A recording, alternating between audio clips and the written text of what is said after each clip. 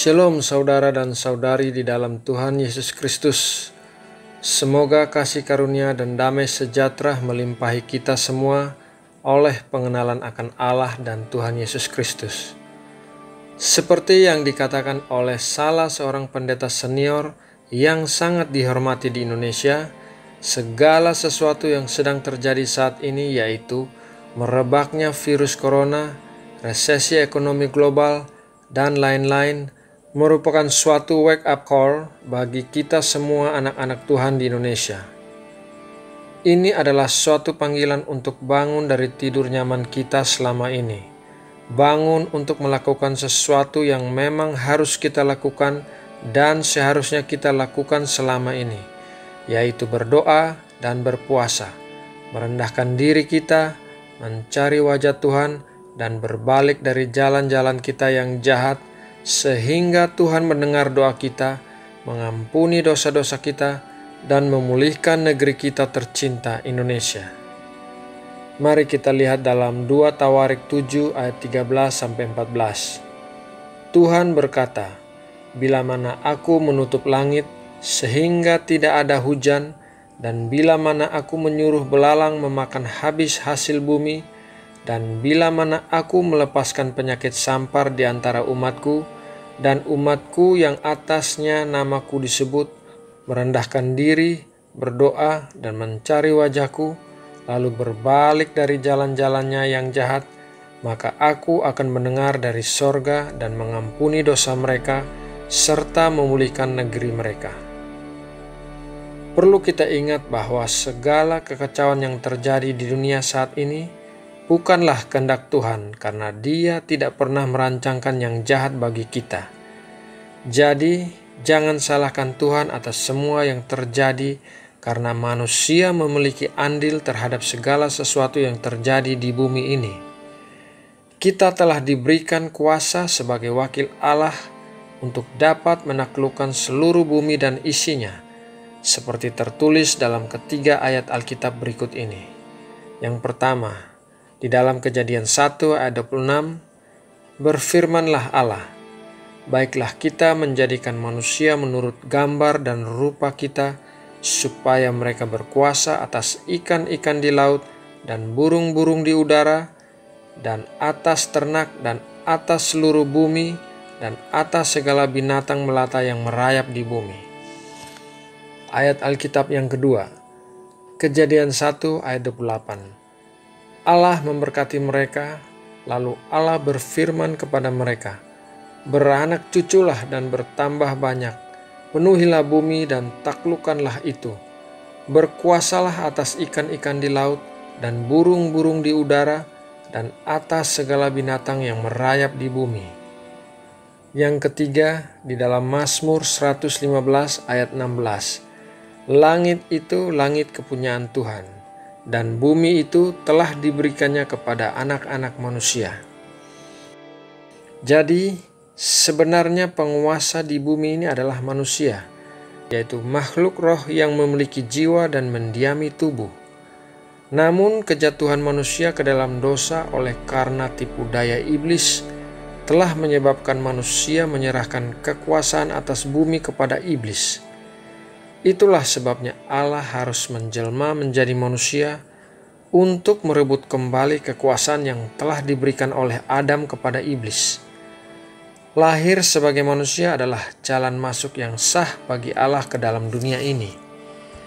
Sebelum Tuhan Yesus menggenapi pekerjaannya di dunia ini, iblis masih memegang kekuasaan di dunia, seperti tercatat di dalam Lukas 4 ayat 5-7. Kemudian ia membawa Yesus ke suatu tempat yang tinggi, dan dalam sekejap mata ia memperlihatkan kepadanya semua kerajaan dunia. Kata iblis kepadanya, "Segala kuasa itu serta kemuliaannya akan kuberikan kepadamu, sebab semuanya itu telah diserahkan kepadaku, dan aku memberikannya kepada siapa saja yang ku kehendaki. Jadi, jikalau engkau menyembah aku, seluruhnya itu akan menjadi milikmu." Pada saat Tuhan Yesus menggenapi pekerjaannya di dunia ini, Dia merebut kekuasaan dari tangan iblis, seperti tercatat di dalam Kolose 2 ayat 15. Ia telah melucuti pemerintah-pemerintah dan penguasa-penguasa dan menjadikan mereka tontonan umum dalam kemenangannya atas mereka.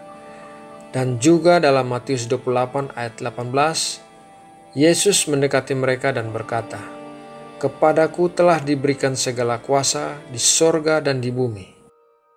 Tuhan Yesus kemudian memberikan kepada kita kuasa tersebut untuk meneruskan pekerjaan-pekerjaan yang telah dilakukannya, bahkan pekerjaan-pekerjaan yang lebih besar dari itu.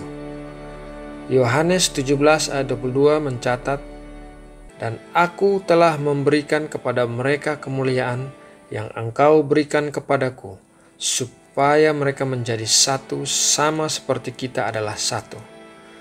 Juga di dalam Yohanes 14 ayat 12-14, "Aku berkata kepadamu, sesungguhnya barang siapa percaya kepadaku, ia akan melakukan juga pekerjaan-pekerjaan yang aku lakukan, bahkan pekerjaan-pekerjaan yang lebih besar daripada itu, sebab aku pergi kepada Bapa, dan apa juga yang kamu minta dalam namaku, aku akan melakukannya, supaya Bapa dipermuliakan di dalam Anak. Jika kamu meminta sesuatu kepadaku dalam namaku, aku akan melakukannya." Apakah saudara mengerti bahwa meskipun Allah kita adalah Allah yang berkuasa dan berdaulat, namun Dia tidak dapat menyangkali firman-Nya. Ketika Ia telah menyerahkan kekuasaan kepada manusia, maka Dia membatasi campur tangannya mengenal masalah-masalah yang terjadi di dunia. Allah membutuhkan manusia sebagai penghubung Allah di dunia ini. Allah bekerja lewat manusia di dunia ini. Manusia memiliki otoritas di bumi, dan Allah mengurapi manusia dengan Roh Kudus-Nya yang akan memampukan manusia melakukan kehendak Allah di dunia ini. Oleh karena itu, dengan menyadari pentingnya keberadaan kita di dunia ini, kita tidak bisa berdiam diri ketika keadaan dunia menjadi kacau. Kita harus berdiri menjadi perantara untuk berdoa dan berpuasa melawan kuasa-kuasa jahat yang sedang membuat kekacauan. Doa-doa kita dapat membuat perubahan di dunia ini. Yeskiel 22 ayat 30-31 berkata, "Aku mencari di tengah-tengah mereka seorang yang hendak mendirikan tembok atau yang mempertahankan negeri itu di hadapanku, supaya jangan kumusnahkan. Tetapi aku tidak menemuinya. Maka aku mencurahkan geramku atas mereka dan membinasakan mereka dengan api kemurkaanku. Kelakuan mereka kutimpakan atas kepala mereka." Demikianlah firman Tuhan Allah.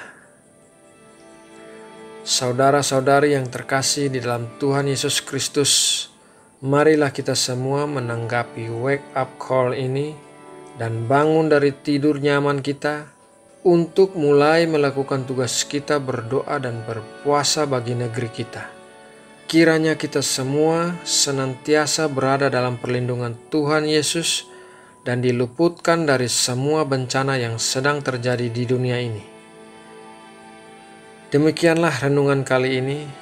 Apabila saudara-saudari merasa diberkati dengan renungan ini, silahkan klik tombol like dan subscribe, serta membagikan video ini agar dapat memberkati orang lain juga.